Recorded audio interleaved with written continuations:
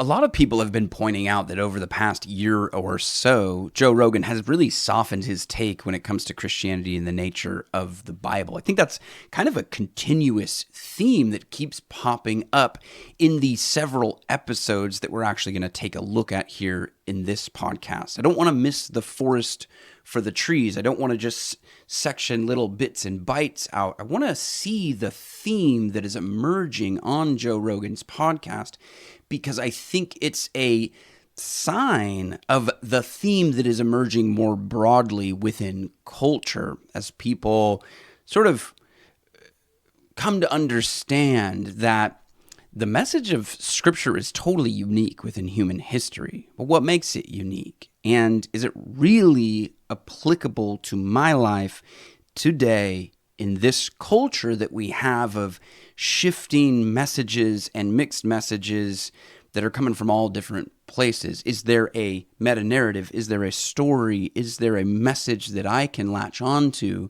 that is solid enough and strong enough to endure the pressure that is increasing in society today? So, if you made it through that intro, then let's get into it. You ever seen when they translate like the Dead Sea Scrolls and they lay them out and they have to try to figure out which pieces go with which scroll, and they do it based on DNA. All this DNA is from this cow, so let's take this scroll from this cow skin and put it together and try to read what the fuck they said. It's incredible, but it makes sense. It makes sense if you buy into the idea that there's been a restart of civilization, and then you go back and say, okay, what is the history of the Bible? Like, how old is it? What's the oldest version? Like, what's the oldest version of the stories? Like, yeah, who knows? Right, who knows? Version. Right. What was the original? Like, you're playing a game of Telegram, right, or telephone with over 1,000 years, with who knows how many people. Now, okay, so this idea of the oral tradition of the Bible and the game of telephone that has been played over 1,000 years is here in this Taylor Sheridan episode. It's going to show up a few episodes later in the Diana Walsh Pasulka episode. We're going to look at that one here in a second.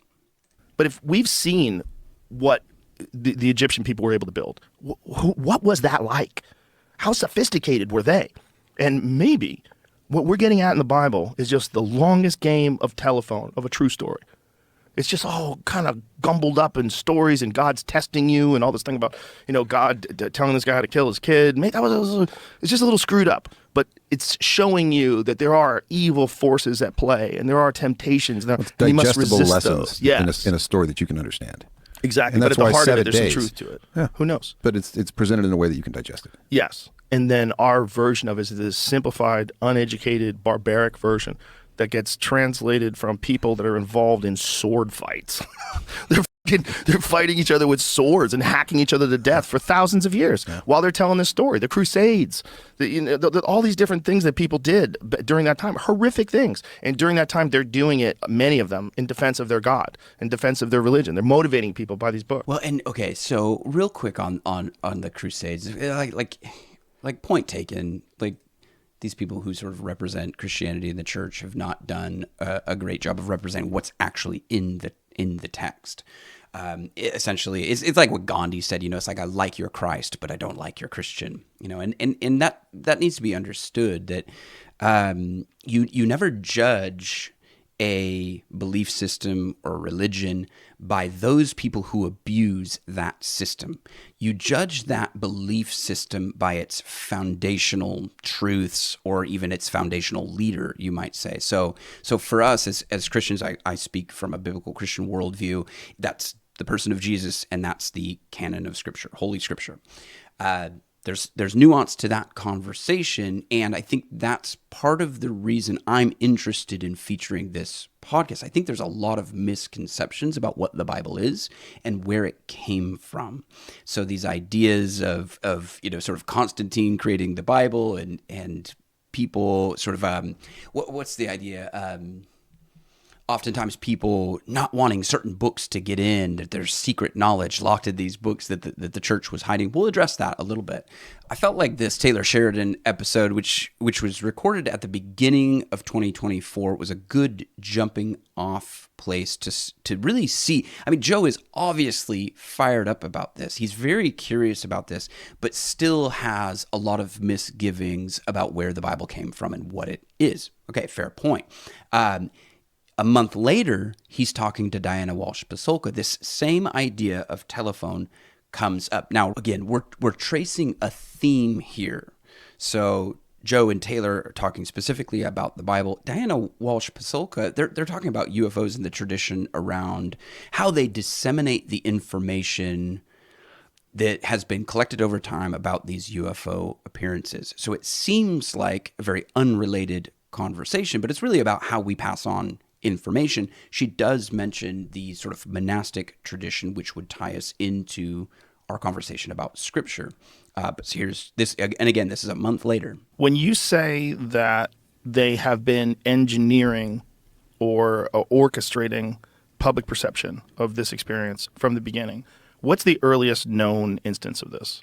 Okay, so the one that is unclassified is Project Blue Book, and that's from 1950s, 1952.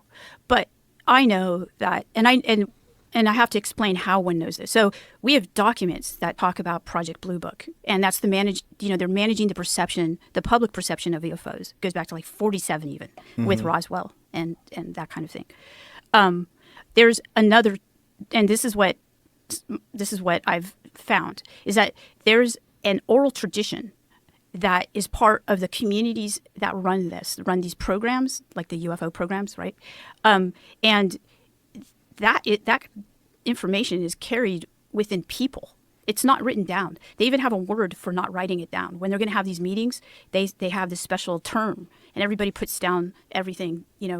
What's the term? It's called pencils up. Pencils up. Yeah. So pencils up means they're just going to discuss these things, and then that's the only record of it. It's the oral tradition. Now, why I was able to look at this is because I had done work looking at oral traditions in religious communities. Like oral traditions go back 10,000 years, whereas written traditions are like 2,000 years old.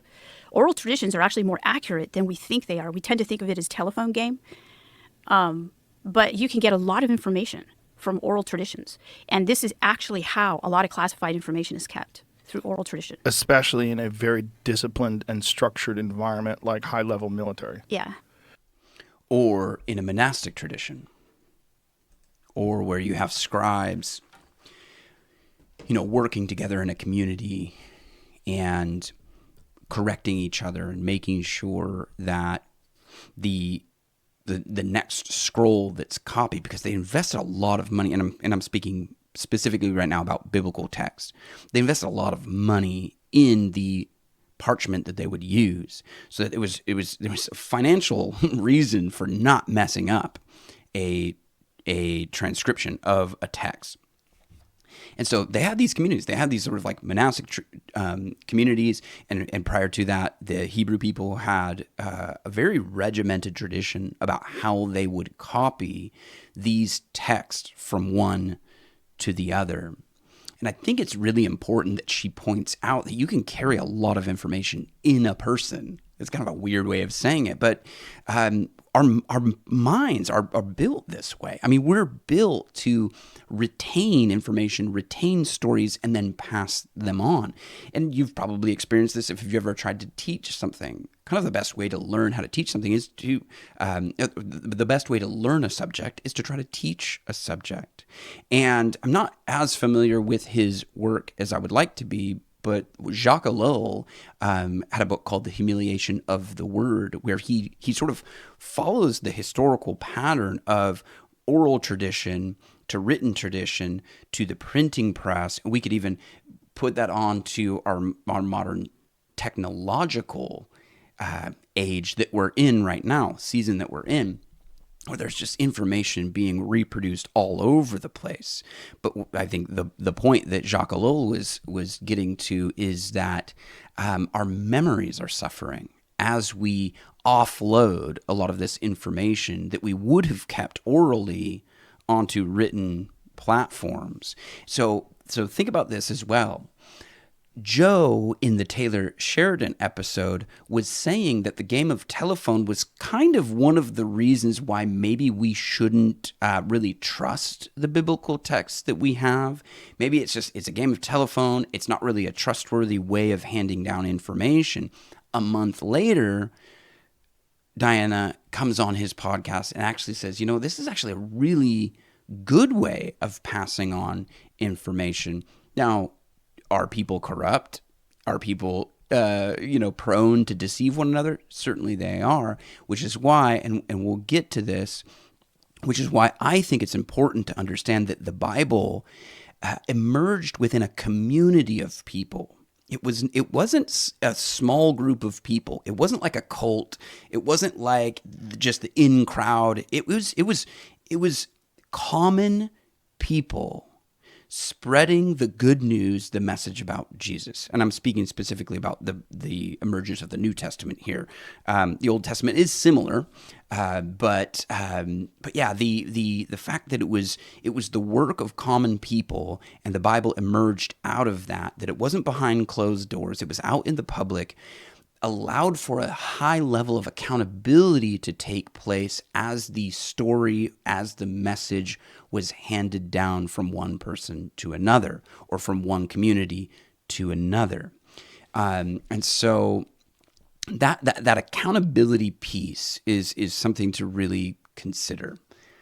Certainly there were mistakes made. Certainly there were copyist errors and things like that. But because of the massive undertaking that the early church had when it came to spreading the word, you have so many copies to check these mistakes against. So I think that it's possible that Joe's attitude towards that game of telephone idea has shifted. It's possible that people's attitude towards that game of telephone has shifted. I'm also sensing that people are shifting their attitude towards the idea of story and narrative, that these aren't just made up things that aren't true. It's like, actually, like, there's a lot of truth that is contained within story, even more contained within story than some sort of like outline that you might be able to give. That's what Diana's point is. You can contain a lot of information inside a person because people are made to hear and tell stories over and over again. I think we're kind of returning to that oral tradition as we embark on this sort of podcast YouTube universe. So there's maybe something to that as well. Okay, so this is a couple weeks later. This is Joe and Will Storr talking again, sort of unrelated, and then the conversation turns to the nature of story, and well, I'll let them speak. I don't know. I think what is in our DNA is that idea of stories. So we're storytelling animals. We think in stories. Every tribe has its particular story about the world, and so we're very good at channeling those stories. And as I said, every story has its design of what is a hero, and we try and become that kind of hero. So that's that holdover from the tribal day. But more fundamentally, it's that brain question of who do I have to be? What do I have to do? Tell me what I have to do in order to achieve connection and status. And that's what a cult does. And that's what a charismatic leader does. It tells you this is what you've got to do. These are the rules. This is who you have to become. And that's really seductive to us subconsciously, because those two things of connection and status are so incredibly important to us. Yeah. Is it something you think should be taught like very early on? It seems like this is information we should get to kids as young as we can, so they can recognize these patterns that people fall into. Absolutely. I've always thought that there should be a lesson in school about what is a human, what is the basic operating system manual for a human, and these are the mistakes that humans make. The basic operating system manual for a human, and these are the basic mistakes that humans make. If only there was such a document. If only there was such a book that we had. But yeah, I think it's so funny. It's so funny that it's there, and that stories are important to us, and they do build community. And the hero of the story, and I pointed this out in the podcast episode where I covered this particular episode, is that the hero of the Bible story is not you or me. And that's actually an encouraging thought. There is a hero, but the hero is the author of the story as well. And to me, that is, again, one of the things that makes the Bible totally unique within human history. There's no other story quite like this story. And its power to transform people and communities, I think, has proven itself over time. And so it's just interesting. I mean, that's a short little clip, but it just, again, kind of illustrates the point that there is a theme emerging on Joe's podcast, but even more broadly, I think, in culture. And so, the Aaron Rodgers video was one that, this is where things started to really pick up on Joe's podcast recently. And a lot of people on Twitter and YouTube started to really zoom in on what was going on. But the Aaron Rodgers and Katt Williams episodes follow these episodes that we just watched. And so, yeah, I mean, you could take them in isolation, but seeing the fact that there's actually a trend here, where is it going? If you've got one point, okay, then you can't really project where things are going. But if you've got multiple points, now you can plot a direction. And so here we go with with this next one is Aaron Rodgers, I guess. I don't even remember. Okay, so actually the Aaron Rodgers episode came before the Will Storr episode, but I think you get the idea. Again, this is what Bob Lazar talked about when he was on the show. He said, if you had brought a nuclear reactor to, the 1400s and showed it to people, it'd be indistinguishable from magic. They'd be like, what the is that? This is sorcery. This is crazy. But now it's just normal. As time goes on, 1 million years, 2 million years from now, if somehow or another there's intelligent beings that have continued this evolution of technology and innovation, they're going to get to a place where they have the ability to do things that are unfathomable. You can't even imagine it. Your mind is not capable of it because you don't have a point of reference. You don't have context. There's not pre-existing technology that leads you to make a logical bridge towards this potential. That's not the words. Like they talk about some of the stories in the ancient texts and in the Bible. They they don't have the words to explain like what a spaceship is. It's like, no, it's like a chariot in the sky. Ezekiel. Yeah. When you pull up the description that Ezekiel had of the wheel within a wheel, my God, it sounds like a UFO. Yeah. And what a lot of people, I would like to talk to Tucker Carlson about this, because Tucker Carlson has this belief too. He just talked to people about this, and he thinks that it's always been here, and that it's a part of existence, and that this is a part of these biblical stories of angels and devils, and that's what they're really talking about. Is it that ancient people didn't have the language to describe an alien spaceship? Or is it that modern people don't have the language to describe the spiritual realm? I saw an immense dust storm coming from the north, an immense cloud with lightning flashing from it, a huge ball of fire glowing like bronze.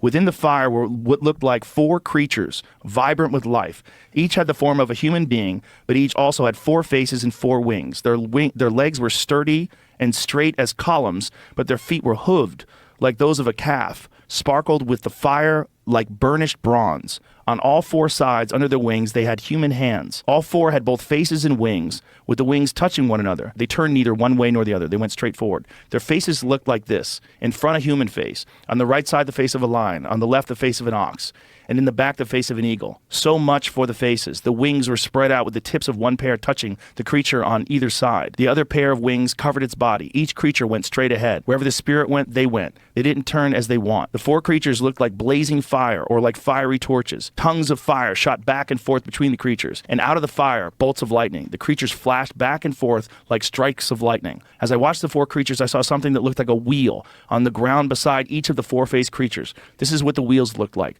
They were identical wheels, sparkling like diamonds in the sun. They looked like they were wheels within wheels, like a gyroscope. I mean, that sounds like if you're living thousands of years ago, and by the way, you tell this story forever before it ever gets written down. I mean, there's 1,000 years of oral tradition of speaking these stories before these things get written down. They went in any one of 4 directions they faced, but straight, not veering off. The rims were immense, circled with eyes. When the living creatures went, the wheels went. When the living creatures lifted off, the wheels lifted off. Wherever the spirit went, they went, the wheels sticking right with them. For the spirit of the living creatures was in the wheels. When the creatures went, the wheels went. When the creatures stopped, the wheels stopped. When the creatures lifted off, the wheels lifted off, because the spirit of the living creatures was in the wheels. One of the things that Lazar had said is there's no instrumentation inside these things, that they're piloting them with their minds. Well, think about what they're saying. I mean, what is he saying? When the creatures lifted off, the wheels lifted off, because the spirit of the living creatures was in the wheels. Over the heads of the living creatures was something like a dome, shimmering like a sky full of cut glass, vaulted over their heads. Under the dome, one set of wings was extended toward the others, with another wings covering their bodies. When they moved, I heard their wings. It was like the roar of a great waterfall, like the voice of the strong God, like the noise of a battlefield. When they stopped, they folded their wings. That sounds like... That's a UFO. Yeah, it sounds like a UFO. UAP, That yeah. sounds like some fucking insane vision that's beyond comprehension that happens to people that live in a prehistoric civilization. That's probably how you would describe it. Well, and isn't it just so funny? Again, one of the early podcasts that I did was Joe and Duncan Trussell reading the book of Revelation. It was chapter 13, I think. And it's just like, in what world do we find ourselves where Aaron Rodgers and Joe Rogan sit down to read the book of Ezekiel, like for millions of people to hear? There's something to that. There's something to that. And again, the message, the church, the people of God, the people that follow Jesus, we've always been people of the word, people of the message, spreading the word. And here it is, spreading. Not through the church necessarily. I mean, these guys aren't believers. But it's spreading. Now, having just said that, is this what Jesus was hinting at when he said that if my people remain silent, the rocks will cry out? I don't know. All right, I got to find this clip where he says we need Jesus. It's later. Yeah. They pay to control the message. Exactly. They don't, they get some other advantages about pushing their medicine, but like, they don't need any other help. No. They have doctors who can write prescriptions about it forever. Keeps them from mass media or corporate media. Be careful, because I mean, if you look at the amount of percentage of the, of their budgets that are paid for by pharma, it's pretty wild. It's a lot of money. And then you look at how much Bill Gates has put into all the different media stuff. Hundreds of millions of That's dollars. pretty wild too. Yeah. So why would they? So he knows, hey, unless you want the money train to turn off, you better make sure you say the right shit. Worth $100 billion. Who gives a shit? Just throw a few $100 million around and drop in the bucket. Don't talk shit about you. Yeah. Well, that's great. Yeah. Yeah, but It's a wild world we live in. The fact that all this is true, and that this is like inarguably true. All the things we're saying is inarguably true, and that you still get labeled a conspiracy theorist for discussing it. Like, yeah, I am. Yeah. Yeah, I'm a real conspiracy theorist. Some conspiracies are really fucking idiots. and a lot of them have been proven true. Yes, it's wild stuff. I mean, if you look at the real dark history of this country, going back to MK Ultra and that Chaos book by Tom O'Neill, if you just get into any of that and then delve into the Kennedy assassination, you would lose all faith. You lose all faith in the system. You just could be just petrified, frozen in fear. So that's my question: is what? I mean, obviously, this gives me a lot of hope, like what you do and the people you have on the podcast. And it's not just great conversations with the boner from Alaska or what's her name, who does the traffic show, which is fucking awesome. But you give a platform to people who are, she's amazing. Yeah, she's amazing. But this gives me hope, because more people listen to this than fucking watch any news stuff. So they're getting real information from interesting people who are experts in their field about stuff. But what hope can we have that shit's going to get better? Like, seriously. My hope is literally that technology will make it impossible to lie. I really think that's the battle. The battle is between people that are trying to limit our access to the truth and technology, which essentially illuminates all ignorance. As this technology progresses and is essentially right now at a runaway train pace, kind of out of control. And there's this understanding that we have to continue in this path. Right. So there's a battle between the messaging, truth and deception going on. And what Aaron and Joe are saying is that as we utilize the technology that's in front of us, that that it will be impossible to lie. That's a really interesting thing. Again, what he's basically saying, we touched on earlier about the spread of the New Testament. If enough people are around you, that's accountability. So does the internet allow us some form of accountability like that to preserve the message of truth? I don't know about that, but I just find that interesting, that this conversation is yet again seated in the question between what are we getting truth, or are we getting lies and whatever twisted information that you want to put out there, because it is a dark world. if there's no truth, if there's no hope that we can find truth.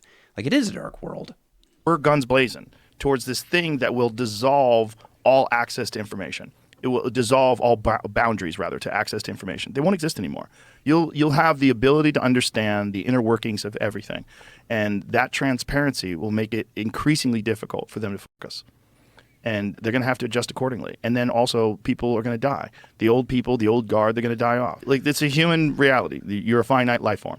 You only have so much time. You can only rob the world of so much before eventually your heart stops ticking. And then the new people, as they come into place, these are people that are they're growing up with the internet. It's a different understanding and reality of life itself. I think that's actually a good point too. Young people who have grown up with the internet, who, going back to the Will Storr interview, he asked, shouldn't we be teaching our kids this? And aren't the young people the ones that we should really be thinking about as they grow up into a world of technology and information being spread in a world of technology? And we've moved from oral tradition to written tradition to the printing press to the radio to the internet. And honestly, students are more prepared for that world than the adults are. Be some sort of field of value that can orient people into, like, hey, let's do things a little bit better because these things actually matter. There is right and wrong. There is morality. Yeah. There is certain, like... Well, unfortunately, the problem with living in a secular society and living in a society that has a lot of people that are atheists, that have no belief system at all, is you find a belief system. And that's a lot of these people that call themselves atheists, or they've subscribed to the religion of woke. You know, their God is equity and inclusiveness. Their God is this ideology that they think that you have to subscribe to.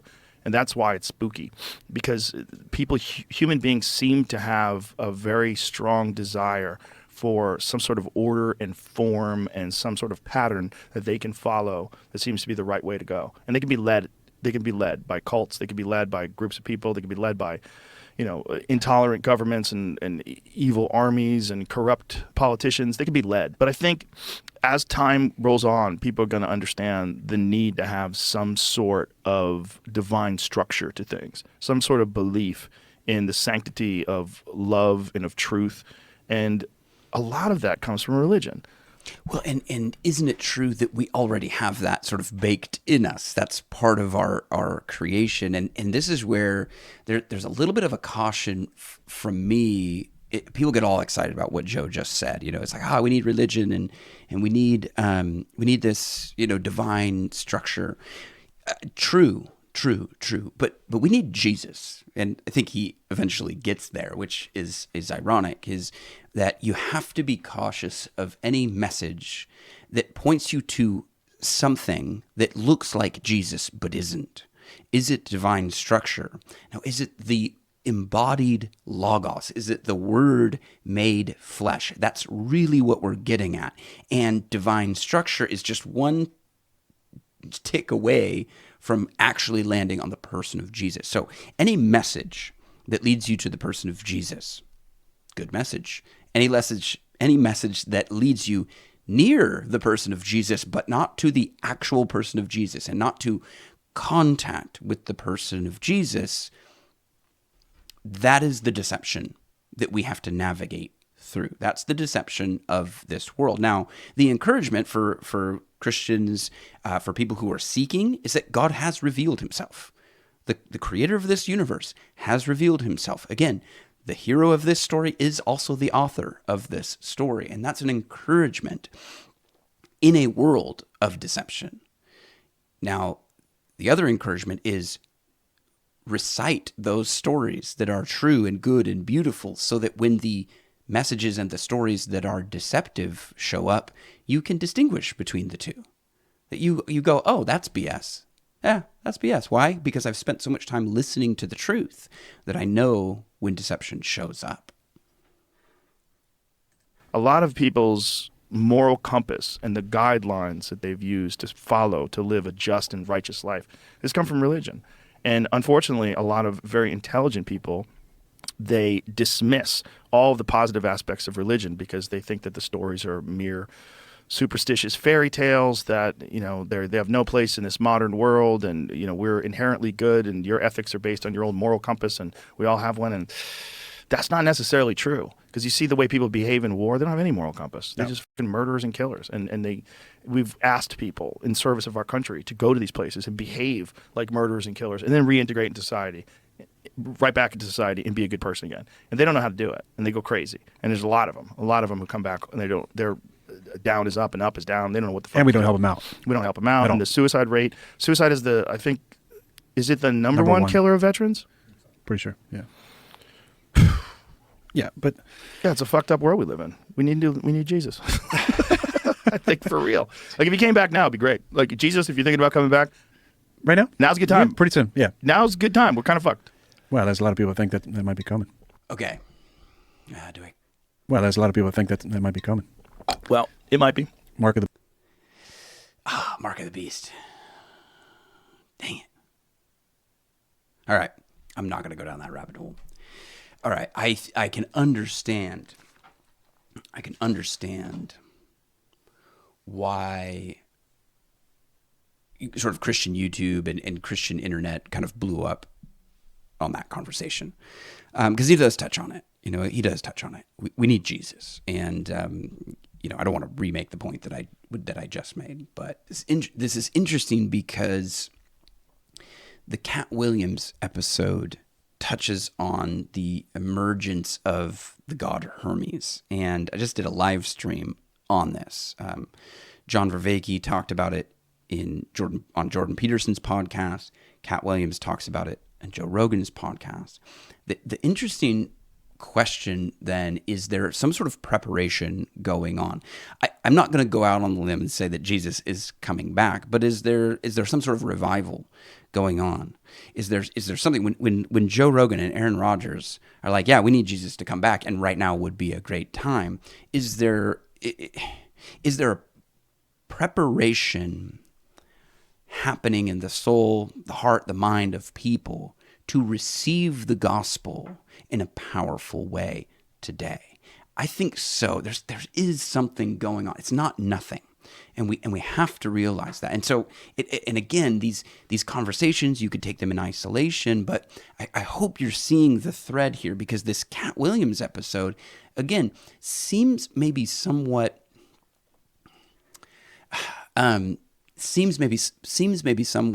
disconnected, but Hermes is the messenger of the gods. And we're talking about messages. We're here talking about mixed messages and dis-messages, and then trying to find the truth in a world of mixed messages.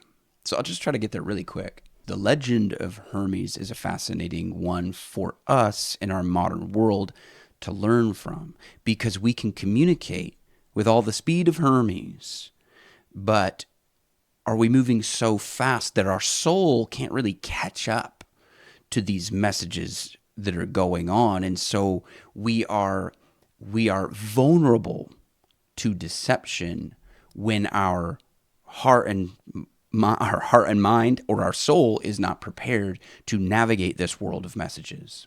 Just because you understand when this was written and the terminology being used is When was it written? far too accurate for now. So I'm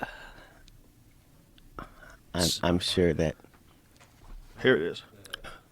Emerald Tablet, also known as the Smaragdine Tablet, or the Tabula Smaragdina.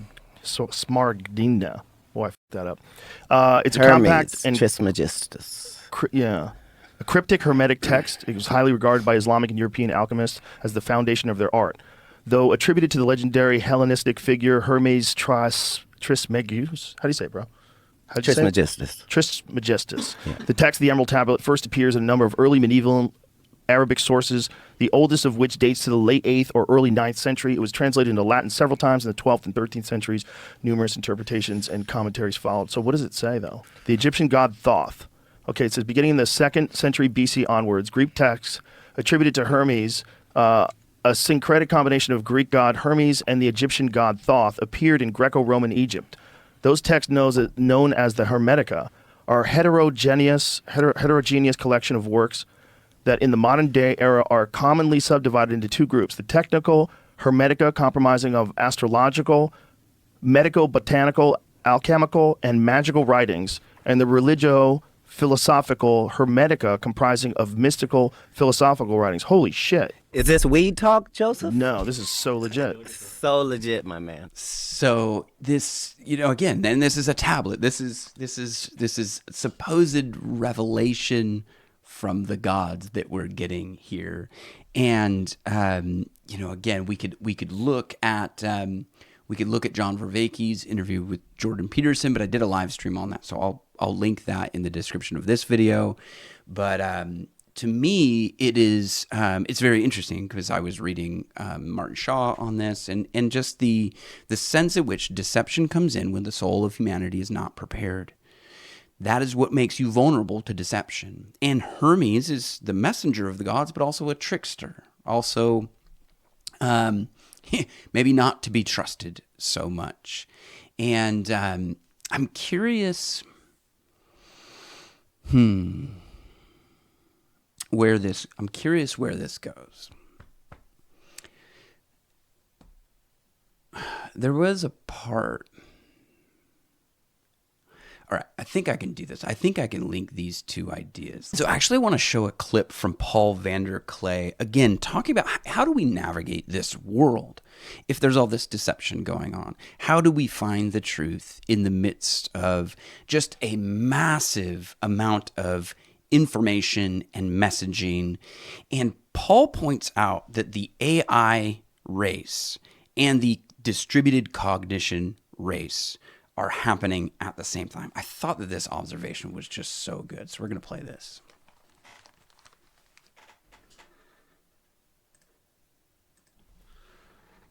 And so in some ways, this little corner has become an organic large language model, only way smarter and way better. In that sense, there's sort of an AI race between the collective us and the machines that is already underway. And what we've sort of put together, and the sort of delightful and sort of scary thing, which sort of ratifies Peugeot's comments, is that we've done this without noticing. Okay, yeah, short little clip there from Paul. And this takes me back to the emergence of the New Testament. It happened within a community. And I would say the Old Testament as well. So the Bible as a whole really emerged out of a community. It was God inspired, God breathed, and it was penned to paper, not really paper, but parchment or animal skin, by the hands of these people who actually wrote the documents that we have, that we know now as Scripture.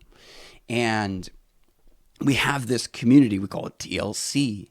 And not to say that it's on par with the revelation of Scripture, but that God is doing something, and that the truth of God, the gospel, the good news of God is going to emerge in the midst of a community.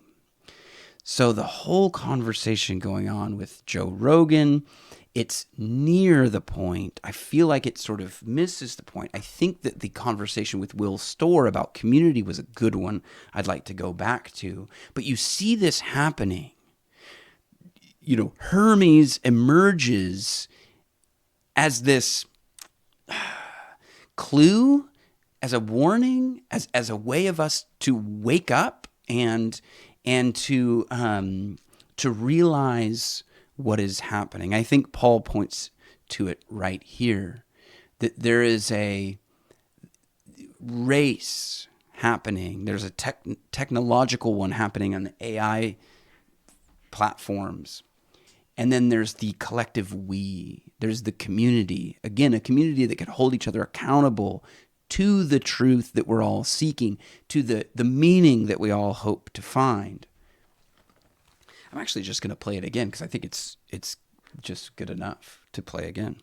There's an oral tradition that is part of the communities that run these programs. An organic large language model, only way smarter and way better. In that sense, there's sort of an AI race between the collective us and the machines that is already underway.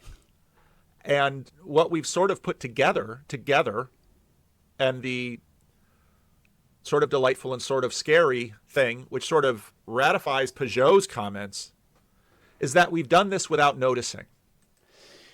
We've done this without noticing. I will just speak from my own standpoint. I started doing this because I felt called.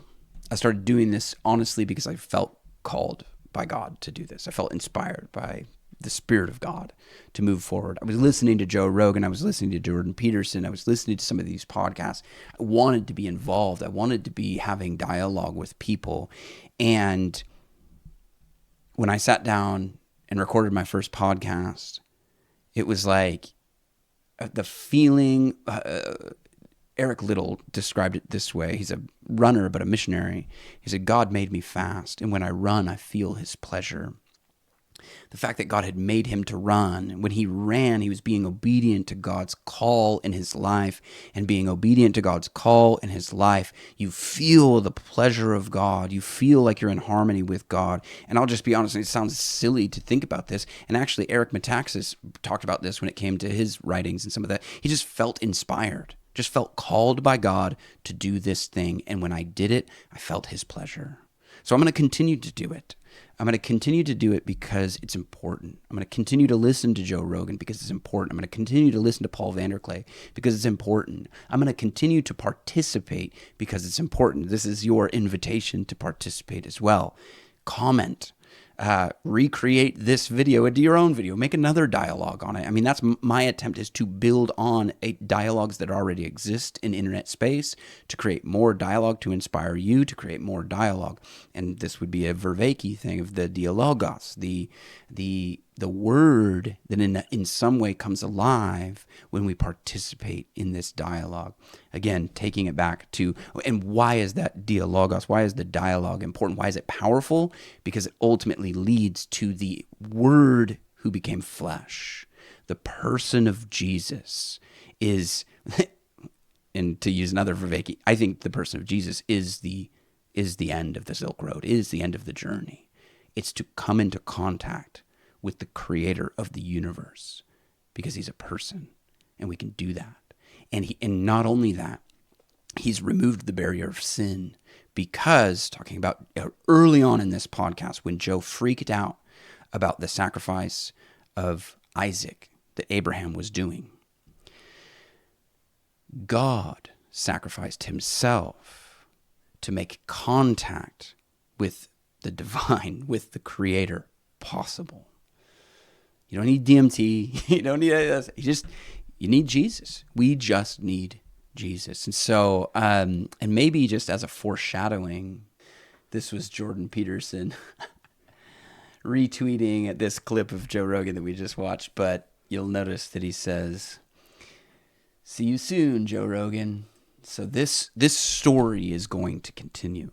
This dialogue is going to continue. I don't know what Jordan Peterson is going to say when he goes on Joe Rogan's podcast, or maybe Joe Rogan is coming on Jordan Peterson's podcast. Unlikely. But Jordan Peterson, up until this point, has been fairly agnostic, though he is certainly talking about the Bible and talking about the person of Jesus. He still remains sort of on the fence. He remains kind of as the trickster, the person who prepares for